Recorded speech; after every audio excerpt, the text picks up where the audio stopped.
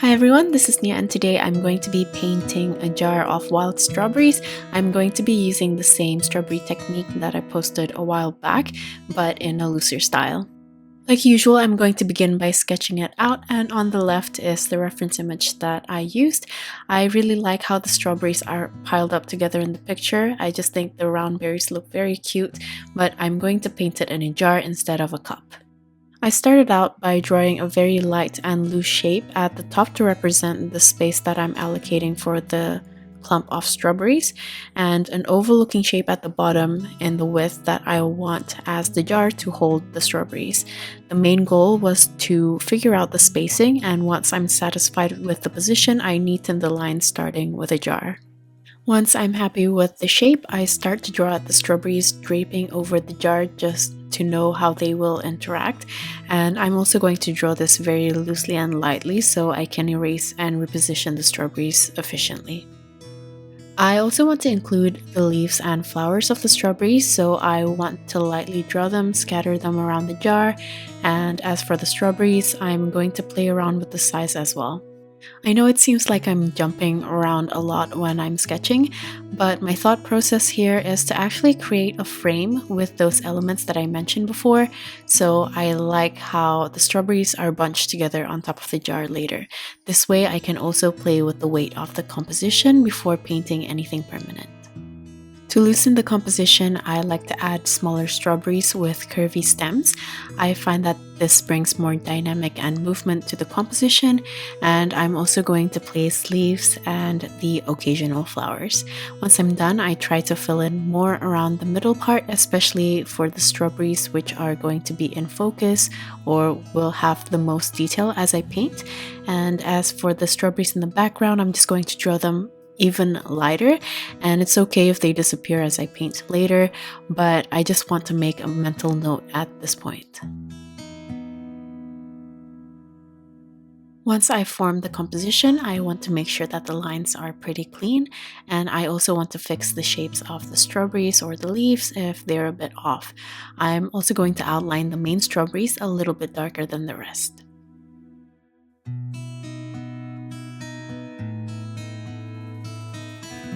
Okay, once I'm done, I'm going to go over the colors. This is Graphite Grey by Daniel Smith, Crimson Lake by Holbein, Vermilion by Holbein, Prussian Blue by Holbein, New Gamboge by Daniel Smith, Sap Green by Holbein, Sepia by Holbein, Jaune Brilliant Dark by Schmincke, and Bleed Proof White by Dr. P.H. Martens.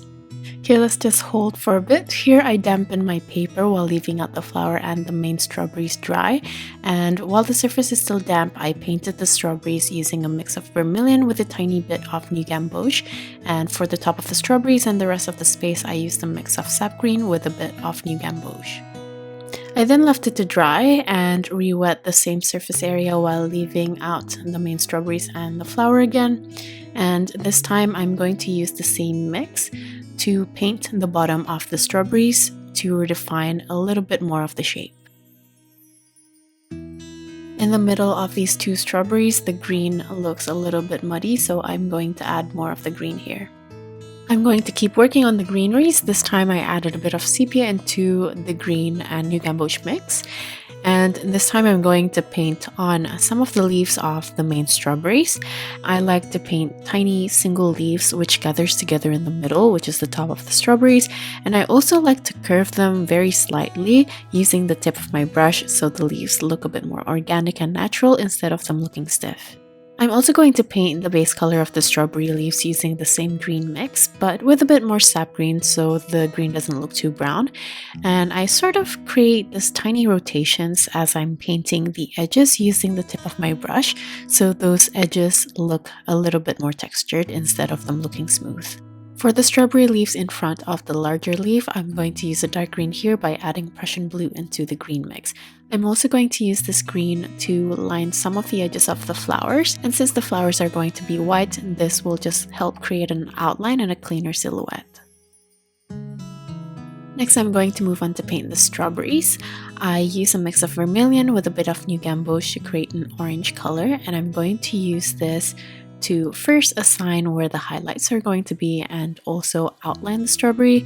Then I paint on dots in the area of the highlights to represent the seeds of the strawberries or the little dips of the strawberries, and fill in the rest of the area using the same color while leaving out bits of white negative space to act as additional highlights. While the surface is still wet, I'm going to follow this up using a darker red by using a mix of vermilion with a little bit of crimson lake. I'm going to do another one here, and as you can see, it doesn't really matter what size I want to create the area of the highlights. This one is a little bit larger, and as I'm painting the dots for the dips of the strawberries, I want to make sure that they're not perfectly aligned, but placed a little bit more randomly and organically. After that, I'm going to fill in the rest of the space while leaving out some white negative space. I also want to make sure that the area of the highlights doesn't look so square, so here I'm going over the edges again and also adding extra dots, then following it up with the darker red from a mix of vermilion and crimson lake.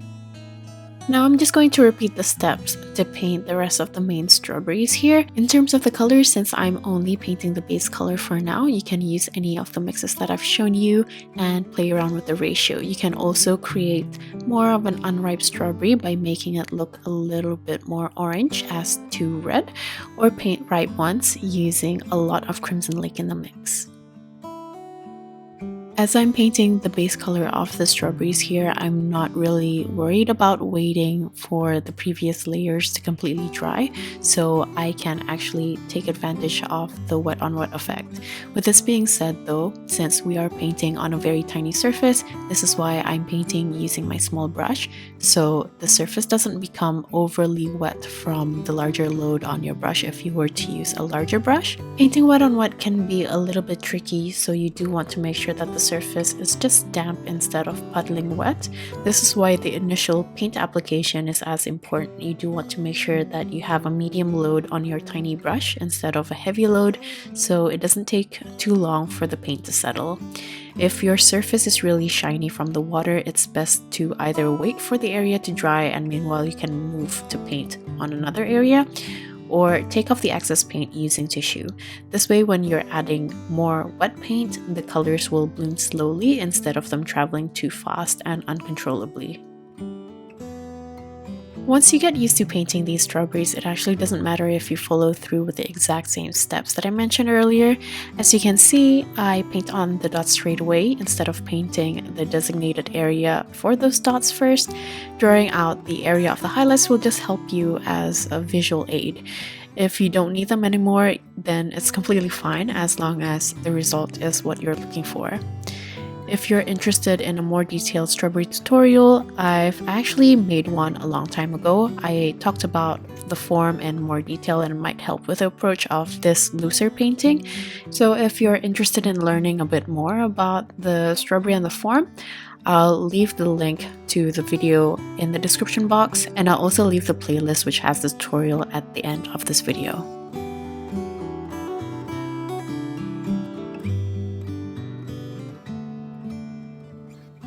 After I've painted some of the ripened strawberries, I'm going to paint the younger unripened ones. For this, I used the same yellow-green mix earlier with added Jaune Brilliant Dark, and I'm using more or less the same application.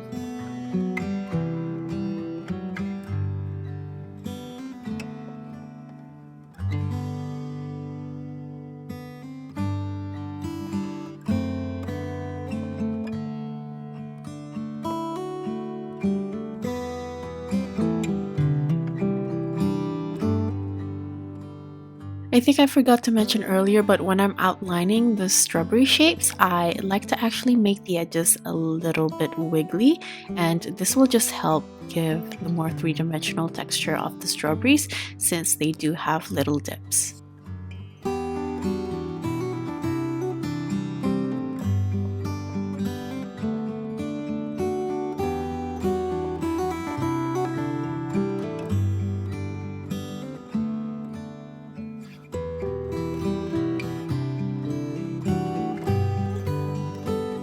For the semi-ripe strawberries, I like to begin by using the light yellow-green first. This is to paint the top as well as the area of the highlights.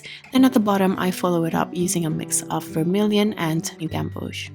Generally, I want to do this to the medium-sized strawberries. As for the smaller ones, either I just use the light yellow-green color, or sometimes I like to follow it up using a tiny bit of that orange mix right at the bottom tip.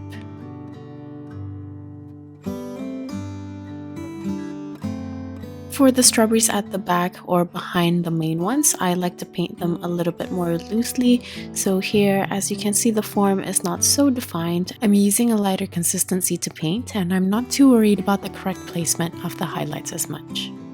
Now that I've painted most of the base colors, I'm going to go back to the main strawberries, which are looking a bit flat.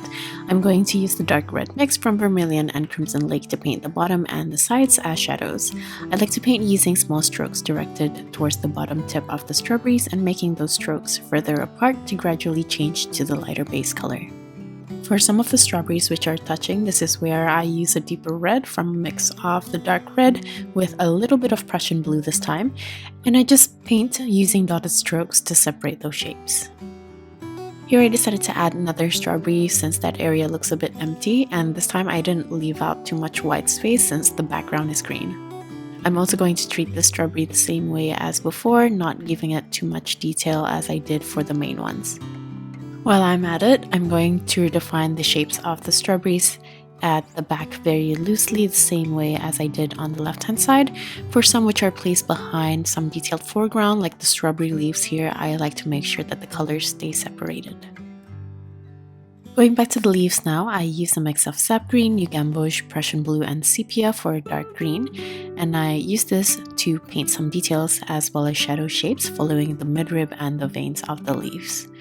For the folded leaf on the left, I use the yellow-green mix for the top face of the leaf, and then I use a darker green for the bottom.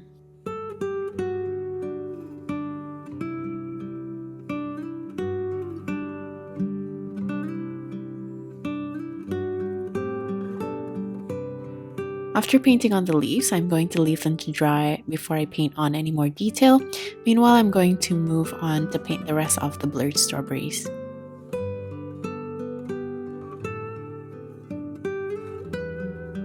Next, I'm going to paint the glass jar. For this, I used a mix of Sap Green and Prussian Blue with Graphite Grey to darken and mute the color. I first used a medium to light consistency to paint an outline of the glass jar. Then I used a clean damp brush to soften and pull some of the paint inwards. I'm going to recreate another outline while leaving out a little bit of negative space in between the previous outline. This time I also made the line thicker, then I follow it up using a clean damp brush to again soften the edges. Here I decided to add another semi-ripe strawberry just for the sake of composition, and I'm just treating it the same way as before. Now I'm going to paint the detail of the jar. I'm going to start by painting a curved line at the bottom to follow the curvature from the base of the jar. Then I'm going to connect it to the sides and also at the top where the line of the water is going to be.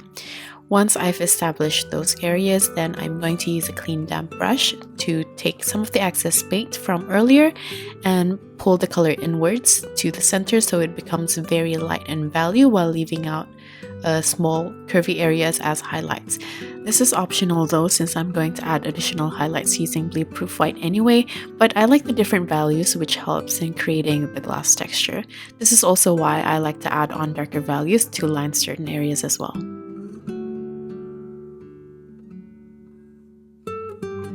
Next, I'm going to paint the stems of the strawberries. For this, I used the light yellow-green mix that I have on my palette. Here I'm placing them randomly while I'm still trying to direct the lines to the top center of the jar so it looks like everything's bunched together as it comes out of the jar. And I like to also place some darker greens on the stem for shadows and variation. I like to also play around with the angle and the length so the stems doesn't look too uniform.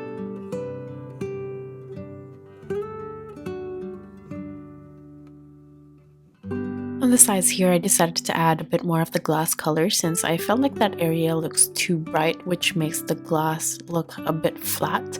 So I darkened the sides and of course softened the blend using a clean damp brush to create a slight gradient, and I find that this helps enhance the round form of the jar.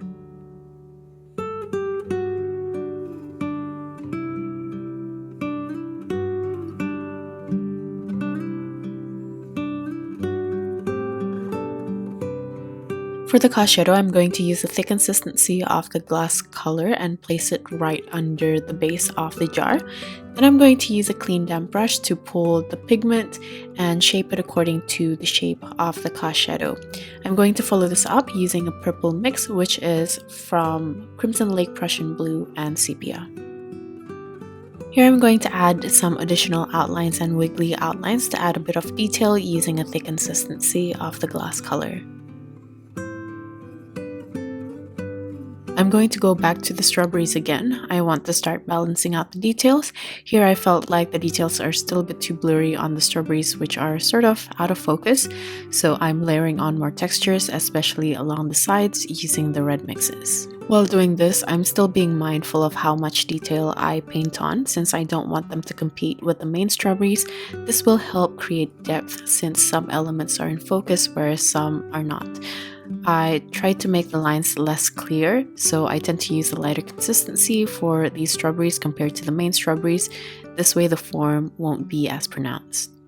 Next, here I'm adding details to the leaves of the strawberries and the larger leaves using the dark green mix.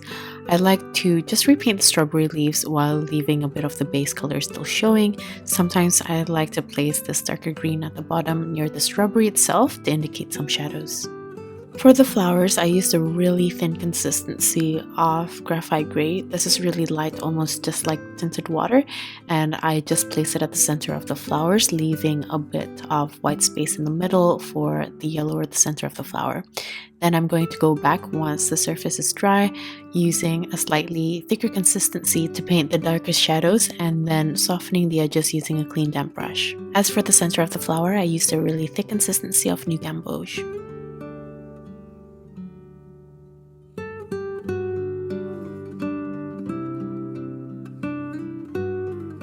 Next, I'm going to paint the leaves for the tiny little strawberries. I'm using the yellow-green mix from earlier, which is from Sap Green, Sepia, and New Gamboge. I'm trying to sort of paint star shapes with several points on the small berries. I also try to make the leaves look a bit more stiff since they're still very small by making the lines more straight and less curved. From time to time, I like to go back on the flowers. Here I'm using the gray again, and I just want to separate the petals, giving them a bit more form. Next, I'll be painting the stems of the strawberries. For this, I used the same color as I did for the leaves earlier. As I'm painting the curved stems, I want to direct it to the center of the jar, making sure that all the lines are nicely connected. Since the green is fairly light, sometimes I like to add an additional darker green at the bottom of the stem just to add a bit more depth. After that, I'm going to work on the edges of the composition, adding more blurry leaves and strawberries using a light consistency of the red mix and green mix without too much detail, which is why I chose to paint with my larger brush. For some of the stems and the tiny strawberry leaves, which has a background, I like to redefine those areas using the darker green mix so it doesn't get lost into the background color. Here I'm going to add extra stems for tiny little strawberries, which I just kind of drew out the leaves and then I pulled the color to create the tiny berries. And here I felt like the painting still looks a bit flat, so I decided to use a dark red mix by adding Prussian blue and a bit of sepia to the red mix I already have on my palette, and use a thin consistency to paint it over some of those looser strawberries to push them further back in the composition. Meanwhile, I'm also going to use the same color to paint or glaze over some of the empty green spots to darken the areas and add more depth to the composition, especially next to the flowers to redefine their silhouettes.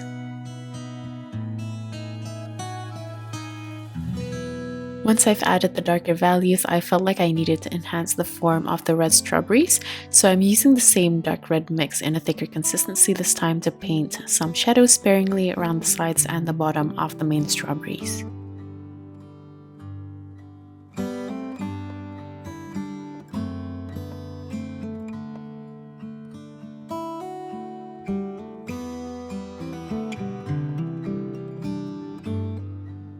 For some added tiny details, I'm going to paint very thin hairs around the edges of the strawberries using the same dark red mix, and I'm going to use a bit of the light green mix to paint the hairs on some of the smaller strawberries.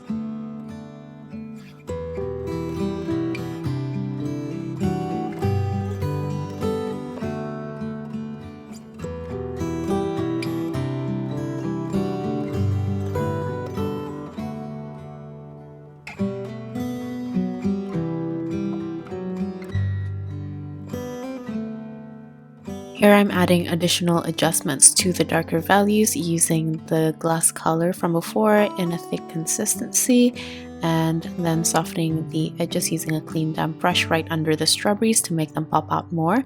I also added the same color to darken some of the stems and also those empty green areas. At this point, I felt like the whole composition is just floating, so I decided to add a surface underneath the jar using the same glass color in a medium consistency, and then softening the edges using a clean damp brush and also pulling it downwards. To enhance the looseness of the painting, I decided to add very tiny splatters, and I intentionally smudged some of the edges of the painting using a clean wet brush to blur and loosen the composition further.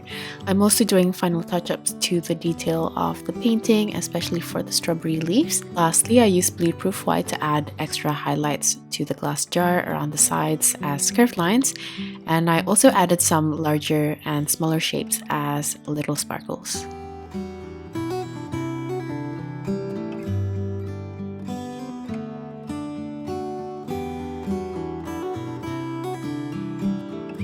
And that's pretty much it for this painting. If you guys enjoyed this video, please consider subscribing. Like usual, all the list of tools as well as my social media links and the link to the outline of this painting will be in my description box. If you guys are still here, thank you so much for watching till the end, and I'll see you at the next one. Bye!